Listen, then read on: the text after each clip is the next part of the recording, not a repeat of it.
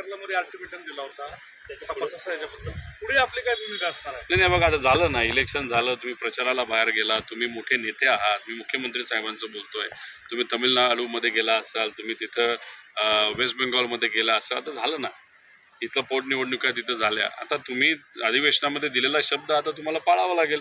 10 मेपर्यंत आम्ही तिथं वाट बघू, नाही तर मग आमचे हातपाय तर तिथं चालवावे लागतील.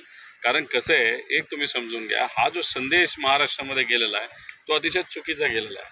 उपमुख्यमंत्र्याच्या ॲक्सिडेंटबद्दल FIR या महाराष्ट्रात होत नसेल तर उद्या शेतकरी, युवा, विद्यार्थी, एका महिलेवर अत्याचार झाला तर त्यांच्या FIR होणार आहे का, असा प्रश्न तर सामान्य लोकांना पडायला लागलेला आहे. त्यामुळे हा जो संदेश सरकारकडनं दिला गेला हा चुकीचा आहे. आमचा संघर्ष त्या ठिकाणी चालूच राहील.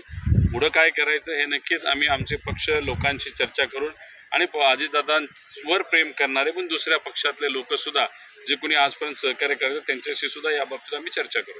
दादा, नसरापूर प्रकरणाचा तुम्ही मगाशी उल्लेख केला आणि महिला आयोगाच्या अध्यक्षपदाचा पण उल्लेख केला.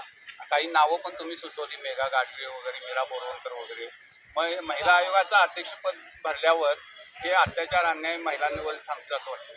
हे बघा, आता तिथलं पद ज्या व्यक्तीला दिलं होतं त्यांनी काय पराक्रम केले हे आपल्याला माहिती आहे ना, खरात प्रकरण वगैरे. आता आमचं एवढंच मत आहे की एखादा IPS, माजी IPS अधिकारी, ते सुद्धा महिला, माजी IAS अधिकारी, सामाजिक दृष्टिकोनातून चांगलं कार्य करणारे, त्यांचा बॅकग्राऊंडवर कुठेही आक्षेप लोक घेऊ शकणार नाही अशा लोकांना, स्वच्छ प्रतिमेच्या लोकांना आणि खास करून महिलांना जर महिला आयोगावर संधी दिली तर त्या नक्कीच तिथं काम करतील चांगलं, असा आम्हाला तिथं विश्वास वाटतो. पण तिथं जर राजकीय दृष्टिकोनातून मोटिवेटेड असणारे, ज्यांना राजकारण करायचं आहे, पदाचा स्वहितासाठी वापर करायचा, अशा व्यक्तीला बसून नाही थोडी त्या ठिकाणी मिळणार आहे. तसंच महिला आयोगाबद्दल पण तोच मुद्दा आणि बाल आयोग पण आपल्याकडे आहे. ते तर काय झोपलेत का काय, ते सहीसुद्धा न करता पत्र देऊन टाकलं होतं. त्यांनीसुद्धा त्या बाबतीत अशीच तिथं अराजकीय व्यक्तीला तिथं आणणं फार महत्त्वाचं आहे. निवडणुका झाल्या आधी दुसरीकडे गॅसचे दर वाढले, महागाई वाढली. नाही, आता काही दिवसांपूर्वी कमर्शियल गॅसचे रेट वाढले, त्यामुळे दुकानदार, हॉटेलवाले हे अडचणीत आलेले. आता त्यांना ज्या राज्यामध्ये मॅन्डेट पाहिजे होतं ह्याच्यात वेस्ट बेंगॉलमध्ये ते तिथं मिळालेलं आहे. आता बघा काय होतं आहे, अच्छे दिन त्यांचे आलेत का सामान्य लोकांचे हे पुढच्या काही दिवसात कळेल. माझ्या अंदाजाने पेट्रोल आणि डिझेलचे भाव कमीत कमी 5 रुपयाला तिथं वाढवतील. LPGचे सुद्धा रेट तिथं वाढवतील. का? कारण की यांना फक्त सत्ता पाहिजे. खोटाडेपणा त्या ठिकाणी केला जातो. इलेक्शन होऊस तर गप्प बसतात, इलेक्शन झाल्यानंतर पैसे गरिबाच्याच खिशातून हे तिथं आणतात. त्यामुळे ही जी काय खरी भूमिका या भाजपची आता लोकांपुढं हळूहळू टप्प्याटप्प्याने त्या ठिकाणी येत जाईल. आता प्रशांत प्रकरणात दखलपात्र गुन्हा दाखल झालेला नाही. कुठल्या प्रशांत प्रकरण दुर्दैव आहे, आपल्या या शहरामध्ये असणारे जे कोणी तिथं अधिकारी होते त्यांनी आम्हाला शब्द दिला होता की अजिबात काळजी करू नका, दखलपात्र गुन्हा आम्ही दाखल करू. कारण शेवटी कोल्हापूरकरांच्या विचाराबद्दलचा हा मुद्दा आहे, छत्रपती शिवाजी महाराज आणि महिलांचा हा मुद्दा आहे. मग मी त्यांना परत एकदा विचारलं आहे की ठीक आहे, तुम्ही म्हणत असाल तर मी जाऊ का, तुम्ही जर सत्यवचन देत असाल तर. ते म्हणले काळजी करू नका. मग इतर सामाजिक कार्यकर्ते प्रशांतशी पण मी बोललो, ते म्हणले काहीच नाही, आपण कोल्हापुरात आहोत, कोल्हापूरमध्ये असणाऱ्या अधिकाऱ्यांवर विश्वास आपण ठेवला पाहिजे. आणि आम्ही तिथं गेल्यानंतर त्यांचे रंग बदलले, वरून त्यांच्यावर प्रेशर आलं, दखलपात्र गुन्हा त्यांनी दाखल नाही केला. म्हणजे उद्या जाऊन तुम्ही, आपण कुणी पण, आपण करणार नाही, विचाराचे पक्के आहोत. महिलांवर किती लेवलला जाऊन बोललं, आई बहिणीवर बोललं, फार घाण बोललं, तरी या महाराष्ट्रामध्ये या सरकारला चालतं, पोलिसाला चालतं असं मला वाटतं. महामानवांवर बोललं तरी चालतं. कारण का हा जो प्रतिगामी विचाराचा पक्ष जो सत्तेत आहेत त्यांना शिवशाहू फुले आंबेडकरांचा विचार कधीच पटलेला नाही. त्यामुळे जो कोणी व्यक्ती त्या विचाराच्या विरोधात बोलेल त्याला आजपर्यंत प्रोटेक्शन मिळालेलंच आहे. किती उदाहरणं तुम्हाला देऊ. त्या कुलकर्णी नावाचा कोण ॲक्टर, तो पुण्याचा, त्याला महानगरपालिकेमध्ये संधी दिली गेली. अजून कोणतरी बोललो होतो. त्यानंतर ह्यांचा जो गव्हर्नर होता टोपीवाला, कोश्यारी, ते डॉक्टर बाबासाहेब आंबेडकरांबद्दल बोलले, महात्मा फुलेंबद्दल बोलले. त्यानंतर एक भागेश्वर बाबा महाराजांबद्दल तो बोलून गेला. अजून महिलांबद्दल तुकोबारायांबद्दल बोलला. तरी या सरकारला ते संत वाटतात. अरे पण आमचे जे सगळे हे आहेत महामानव जे आहेत ते आम्ही त्यांच्या विचाराने चालतो, आम्ही त्यांच्यासाठी लढणार.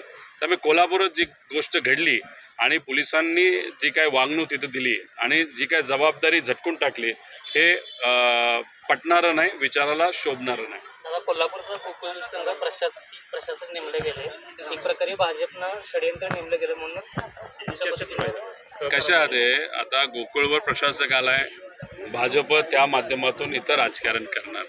जसं की ओबीसी राजकीय आरक्षण हे खरं तर कोणामुळे मिळालं नाही तर भाजपमुळेच मिळालं नव्हतं, पण मुद्दामून कोर्टामध्ये हा प्रश्न पुढे पुढे तिथं जावा आणि प्रशासक त्या जिल्ह्याला तिथं देण्यात यावे आणि मग ते जे तुमचे पालकमंत्री त्या हातातून तिथं राजकारण करता यावं यासाठी त्यांनी वेगवेगळ्या खेळी पूर्वीसुद्धा केलेल्या आहेत. आता माझ्याच महाराष्ट्र क्रिकेट असोसिएशनमध्ये सुद्धा प्रशासक त्यांनी बसवलेला आहे, तिथं सुद्धा पोखरण्याचं काम तिथं सुरू झालेलं आहे. त्यामुळे गोकुळ हे जे काय कोऑपरेटिव्ह आहे, भाजपला कोऑपरेटिव्ह चळवळ ही कधीच आवडलेली नाही. त्यामुळे ती चळवळ कशी मोडता येईल, कशी तोडता येईल याचा नेहमीच त्यांनी प्रयत्न केलेला आहे.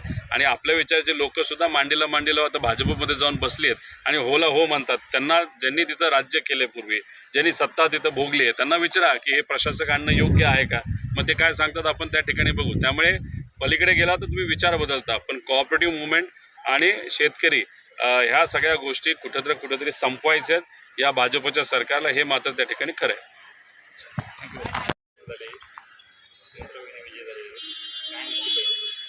एकतर चांगला मताधिक्याने त्या निवडून आलेल्या आहेत. मी सातत्याने आणि सगळे सातत्याने सांगत होते की बारामतीकर दादांकडे बघून, दादांच्या प्रती असणारं प्रेम आदर बघून नक्कीच सुनित्रा काकींना खूप चांगल्या मताधिक्याने निवडून देतील. तिथं प्रचार करत असताना 2,14,000पेक्षा जास्त लीड असावी यासाठी आपण जर प्रयत्न केले तर एक वेगळं रेकॉर्ड या देशातलं त्या ठिकाणी आपण करू शकतो अशी विनंती केली होती. आणि तुम्ही जर बघितलं ज्या पद्धतीने त्यांनी प्रचार केला, लोकांनी सुद्धा स्वतःहून पुढाकार घेऊन ज्या पद्धतीने मतदान केलं, ते रेकॉर्ड जे या देशात महाराष्ट्राचं नव्हतं, महाराष्ट्राच्या बाहेरचं होतं, ते मताधिक्याचं रेकॉर्ड बारामतीकरांनी तोडून दाखवलेलं आहे. 2,18,000 का 19,000 अशा लीडली त्या निवडून तिथं आलेल्या आहेत. दादांच्या प्रती प्रेम आणि आदर या मनात असल्यामुळे लोक स्वतःहून पुढाकार घेऊन तिथं मतदान करत होते. आमची अपेक्षा होती 2,80,000च्या आसपास टोटल मतदान जर झालं असतं तर मग हा आकडा अजून जास्त मोठा असला असता, पण ऊन आणि बऱ्याच काही कारणांमुळे तेवढं मतदान होऊ नाही शकलं. त्याबरोबरच इतरही राज्यामध्ये निवडणुका झाल्या, पश्चिम बंगाल, तमिळनाडू या ठिकाणी काही अनपेक्षित निकाल जे आहेत ते पाहायला. आता पश्चिम बंगालमध्ये TMC हा पक्ष निवडून येईल असं आम्हाला त्या ठिकाणी वाटत होतं, कारण का ममता दिदी आक्रमक पद्धतीने तिथे लढत असतात. त्याच्याचबरोबर खाली तमिळनाडूमध्ये DMK हा पक्ष येईल असं आम्हाला वाटत होतं. पण नंतर मग आम्ही थोडासा अभ्यास केला, ॲनलाईज केलं. आता तुम्ही जर बघितलं तमिळनाडूमध्ये TVK नावाची जी पार्टी आलेली विजयची ॲक्टर जे आहेत ती तशी भाजपच्या विरोधातला विचाराची पार्टी आहे, ते सत्तेत आले. पण तिथं DMK यांचं राज्य हे 10 वर्षापेक्षा जास्त होतं. त्याच्याचबरोबर तुम्ही TMC म्हणजे वेस्ट बेंगॉलबद्दल बघितलं तर तिथं 15 वर्षापेक्षा राज्य हे TMCचं होतं. केरळामध्ये लेफ्ट हा पक्ष जो होता तो तिथं सत्तेत होता. त्यामुळे अँटी इन्कम्पन्सी तिथं मोठ्या प्रमाणात असल्यामुळे लोकांनी अँटी इन्कम्पन्सी बघून तिथं मतदान केलेलं आहे. त्यामुळे ठीक आहे, आता भाजपचे मोठे मोठे नेते जल्लोष करतील, सगळं करतील, पण मला एवढंच म्हणायचं आहे की भारतामध्ये पण अँटी इन्कम्पन्सी आहे, महाराष्ट्रामध्ये सुद्धा आहे. ठीक आहे, महाराष्ट्रातले लोकांनी, राज्यातले, देशातले लोक नक्कीच येत्या काळामध्ये वेगळा निर्णय तिथं देतील. पण जसं भाजप सत्तेत वेस्ट बेंगॉलमध्ये आलं तिथं गुंडागर्दी केवढी मोठ्या प्रमाणात वाढली हे तुम्ही बघितलं असेल. TMCचं कार्यालय तोडलं गेलं, कार्यकर्त्यांना मारलं, ह्या सगळ्या गोष्टी म्हणजे कुठेतरी सुरुवात ही गुंडागर्दीची तिथं वेस्ट बेंगॉलमध्ये सुरू झाली भाजपच्या माध्यमातून असं आपल्याला म्हणावं लागेल. राज्यात महिला आणि मुलीवरील अत्याचाराच्या प्रमाणात काही एवढं वाढ झाली तरी सरकारचं अपेक्षा असं वाटतं 100% आहे ना. तुम्ही सत्तेत आहात, तुम्ही लाखो कोटी रुपयाचे प्रोजेक्ट तिथं त्याचं भूमिपूजन करता, त्याच्यामध्ये हजारो कोटी रुपयाचा भ्रष्टाचार तुम्ही तिथं करता आणि ज्या गोष्टीसाठी लोकांनी तुम्हाला निवडून दिले, सामान्य लोकांच्या सुरक्षतेसाठी, आपल्या माता भगिनींच्या सुरक्षतेसाठी, त्याच्याचबरोबर इतरही महत्त्वाचे काही विषय आहेत आणि त्याच्यातच हे सरकार कमी पडतं आहे. कारण सरकारला असं वाटतं की पैसे इलेक्शनच्या काळामध्ये वाटायचे आणि आपण निवडून यायचं, नेत्यांना आपलंसं करायचं, नाहीतर भीती दाखवून आपल्याकडे आणायचं आणि निवडून यायचं. पण हे सगळ्या गोष्टी करत असताना सरकार मूलभूत गोष्टींमध्ये कुठेतरी कमी पडलेलं आहे. आता तुम्ही बघा, काल परवा नचरापूरला जी घटना घडली, अतिशय दुर्दैवी घटना, त्याच्यामध्ये 3 वर्षाच्या मुलीवर अत्याचार होऊन तिला दुर्दैवाने तिथं मारलं गेलं. तिथे असणाऱ्या पालकांची इच्छा होती, लोकांची इच्छा होती मुख्यमंत्र्यांनी तिथं यावं. एक संदेश चांगला जातो की नाही, मुख्यमंत्री हे अशा अन्यायाच्या विरोधात तिथं आहेत, लोकांबरोबर आहेत. एवढं मोठं आंदोलन तिथं लोकांनी केलं, अराजकीय लोकांनी तिथं केलं, पण नाही, मुख्यमंत्री तिथं आले नाहीत. पण एका लग्नासाठी हे अहिल्यानगरला तिथं गेले. मग तुम्ही काय संदेश देण्याचा प्रयत्न तिथं करताय? त्यामुळे हे जे काय चाललं या महाराष्ट्रामध्ये हे लोकांना तरी आवडत नाही. कुठं ना कुठंतरी एक सत्तेचा उद्रेक तिथं होत चालला आहे. पैसा आणि सत्तेचा वापर हा कुठं ना कुठेतरी नेते आणि फक्त पक्षासाठी केला जातो आणि यात दुर्दैव नुकसान सामान्य लोकांचं नक्कीच झालेलं आपण सगळी बघू शकतो. विरोधी पक्ष गृहमंत्र्याच्या राजीनाम्याची मागणी का करत?